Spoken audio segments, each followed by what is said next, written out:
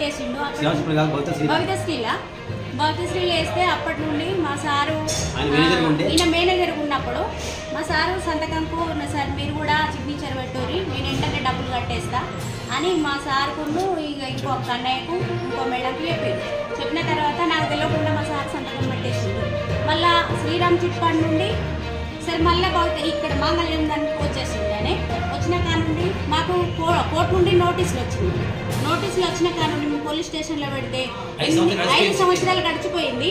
అయినా మాకు ఇస్తాడు. మా సార్ ప్రతిరోజు వచ్చి ఇక్కడే కూర్చుంటుండు కానీ ఆయనే ఒక 1 అవర్ ఏదో ఒక టైంలో వాళ్ళ స్టాఫ్కి చెప్పి వస్తాడు. ఇవ్వలేని టైంలో వచ్చి వెళ్ళిపోతాడు. ఇక్కడ శ్రీరామ్ చిట్ ఫండ్ నుండి ఇక్కడికి వచ్చిన కానుండి తిరుగుతూనే ఉన్నాడు కానీ ఒక్కరోజు కూడా ₹1 కట్టలేదు. ఇప్పుడు ఇక్కడికి ఎందుకు వచ్చారమ్మా మీరు? ఎట్లా వచ్చారు?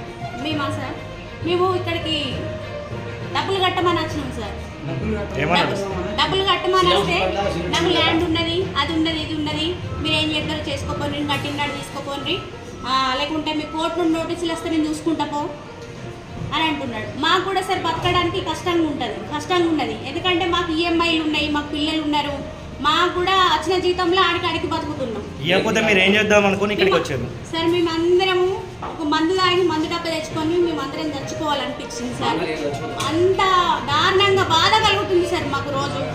ఇప్పుడు ఆయన 4-5 లక్షలకు షూరిటీ పెట్టిండు సరే వస్తే ఇప్పుడు 4-5 లక్షలు మేము ఎక్కడికి తీసుకొచ్చి కట్టాలి, మేము ఎట్లా బతకాలి? ఆయన కట్టమంటే ఏ రోజు కూడా కడతలేడు. కడతా అంటే కడతపోని లేచి ఉరుకుతాడు, స్విచ్ ఆఫ్ పెట్టుకుంటాడు. నా పేరు ఇరుగురాల ధనలక్ష్మి సార్. నరసయ్య సార్ వల్ల. ఎంతమంది పెట్టారు మొత్తం? 3 పెట్టి